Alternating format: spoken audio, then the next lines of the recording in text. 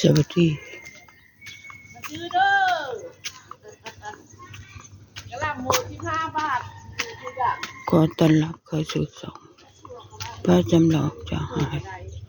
หลายคนค่ะ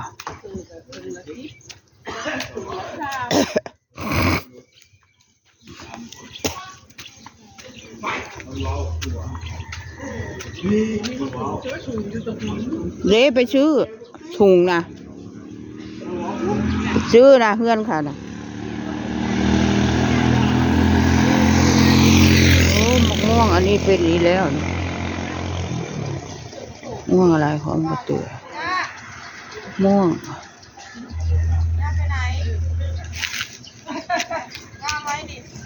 อ้าวจะมาเอาเขายึดทรัพย์แล้วเดี๋ยวลุงเตรียมเขายึดรถเจ้าบ่เมื่อนี้เราไปจังหวัดไปทั้งไปจังหวัดเจ้านะเอารถมอเตอร์ไซค์ไปขอไปยืมนะแม่น่ะเขาอยู่นะเราขับไปได้ล่ะไปแค่10 ไปนี่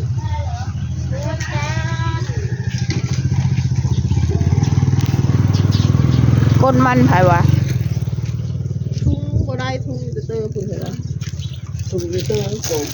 จะเตอโอ้มาคิดกระคักเลยเนาะเห็นแล้วถุงนะคิดกระคักเลยเห็นแล้วถุงนี่ออกแล้วในไรสักจกออกเด้ถุงจะกับมี15 บาทกระลำอ๋อนั่นมะเขือนะนี่จับกระลำนี่เลยนะกระลำถุงสักบาทกระลำสักบาทกระลำ15เอาเลยโลละ15 บาทโหนึงโหใหญ่เลยอันนี้แม่ยุ้ยเอากระลำก็ให้เบิดโลดช่วยเรานี่นักเต้โจะมาเสือจะเลยเหรอเอาหัวบักใหญ่กระลำเราคนมักพริกเก๋าพริกก็มีอยู่เอาเต็กใส่ถุงมีเพราะว่าถุงบ่มีเพิ่นบ่เห็นมันจกกระเตือ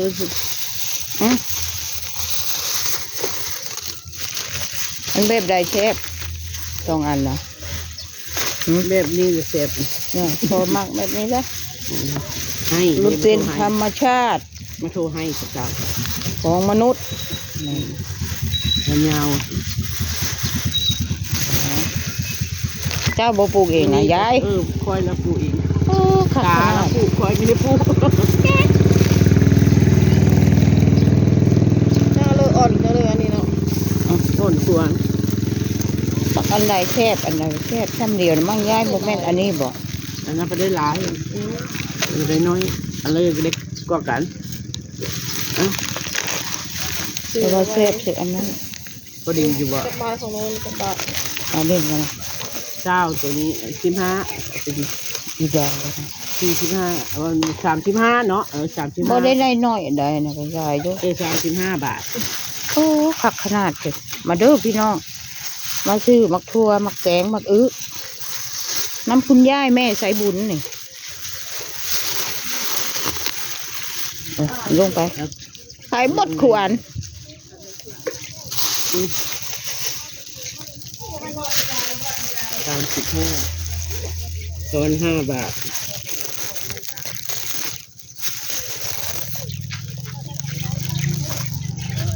ขายไว้นี่ก่อน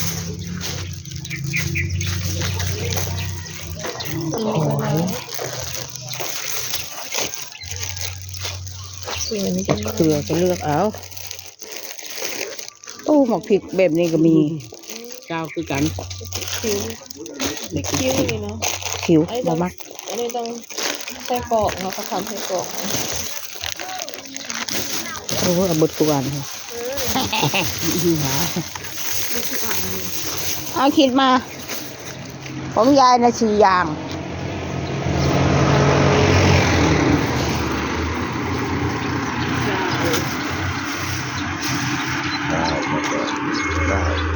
คิดบ่ตัวนี้เจ้าจะเป็น45อัน55กระลำ15 บาทกระลำ15เป็นมะเขือดิมะเขือ10มะเขือ10เจ้านี่ตัวนี้ก็เจ้าก็40แล้วก็ อัน55 55เนาะ 55 บาท อืม เป็น55 บาท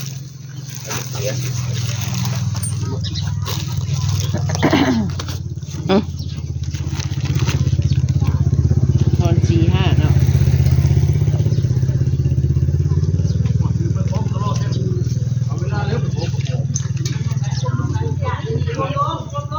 กินมักพริกเท่าได้นะเฮือนน่ะ กิน มะขามแห้งเต๊กตำคู่คาบแกงกระต โอ้มากินมาพริกเนาะ พริกเจ้าของกระปุกยมมันทางมีได้หลาย3 ต้นใหญ่ ตรงมันน้อย 3 ต้นก็มันพัดล้นได้บัดนี้ มันพอจะลดนะมันพอจะคิดนะ ปุกไปปุกยังบ่มานะมั้ง ยายแม่ต้อยบ่ได้มามื้อนี้ เราบอกบ่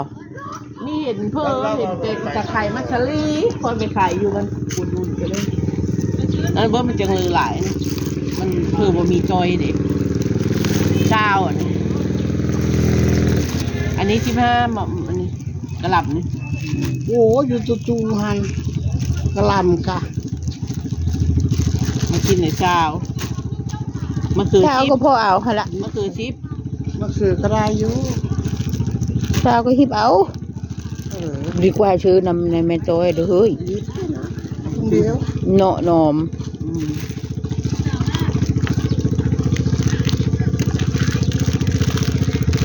ไปในแม่จอยมันน้อยเราก็ชื่อต่อมาเหอะมีแม่นเราเห็ดเอา อันนี้ไปเฮ็ดเอาเนาะ ใครไม่เชื่อดุงก็ได้นะ ใส่แล้วเด้หั่นน่ะมันแห้งสบาย แต่มันมีโทษอยู่ ถั่วแกคักขนาดเลยอันนี้ของ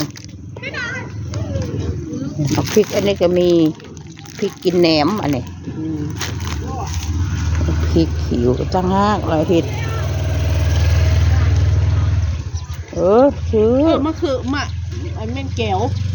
ลืมเว้าแม่นแก้ว ใช่จ้ะ ถุงละ15 บาท เอามาของแก้ว แม่นแก้วลืมเว้า โอ้หมอตุ้ยไปแล้ว แก้วถุงละ15 บาท โอ้ย มันแก้วลืม จกออกมา โฆ ลูก ษณาขายมันแก้วถุงละ15 บาท เหนียวว่าน้องมึง มันจะเกิดปะเธอมันนั่นใช่ก่อน เฮ้อ